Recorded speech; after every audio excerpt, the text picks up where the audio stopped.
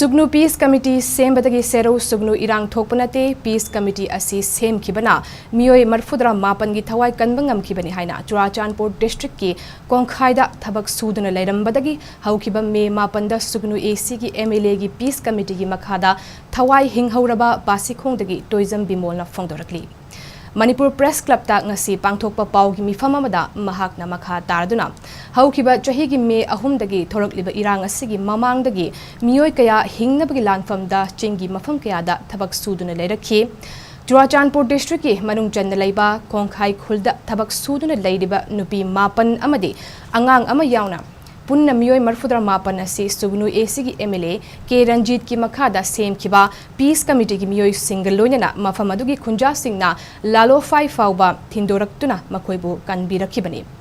Haujik chathariba assembly mifamda sero mai chakliba si Peace Committee asina maram oraga chaklibani haina Chief Minister na haikhiba si yaningde Peace Committee asi leiramdrabadi irang asida leikhidraba migi masing asidagi henlamgani haiki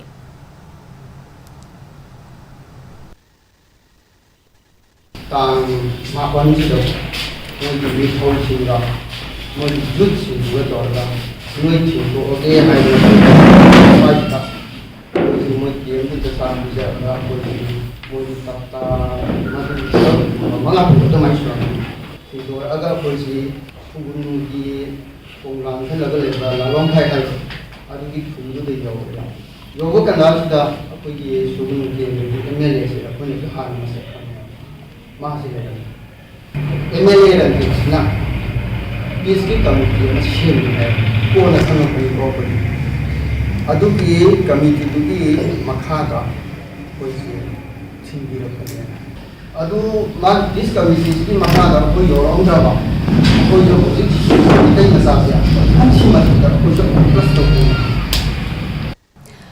Sugnu Kendra ki MLA Kangujam Ranjit na chairman oiduna semkhiba Peace Committee Sugnu leirambagi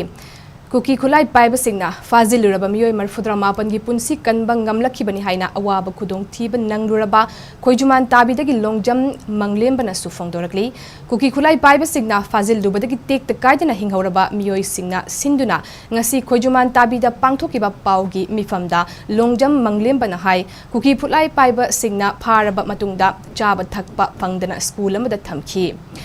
Faziliba Meeoi sing hatlaga phumnaba excavator na kom fawba tawramkhi matam aduda Peace Committee da yawba kuki khulgi ningthau sing laklaga segmai leikol thongju thobala thokpam thongjau waikhong tangjing khunjau pombi khok chairel mangjil khoijuman tabi khulakpat wangu napaching kumbi setupur Churachandpur dagi yawna Meeoi marfudra mapan gi thawai kanbiduna gari da thilakhi Masimak Peace Committee semlam badagi oithokibani adubu lengakna Peace Committee sembana irang thokhanbani haina hunbagi mahutta thoklibi irang asi atuba matamda waroshin puraktuna loshina bahotna biyu haiki irang amala haidana khoisi thabak sugomdagi khoisi isa isagi masagi yaujaba gari sing andagi oktor sing tonga khoisi haigacharakpani haigalakpasida lambida uki lalobuna khoisi Pare, ekoji pare matamda ekoji makoina pure uraga ekoji school amada tolonjal laga thambire MLA sidi lanjitna Peace Secretary oraga sem saraga makoina Peace Committee ama semba matamduda makoina ekoji sokngamba yaroi hadana lanjitsina paugi magi pau phangnarakanda koi khut thanagumje Peace Committee sembabani haidana koji matam khara koji Mana lalu matung mana Peace Committee si sema aku si aku thawai kanbire Peace Committee semam draba aku si bam sungsang bedalai hai haji pan kaya kanda lanjut na pan ngai ba lanjut na pan kahan bani habis di ai ngota di sungai ya jening de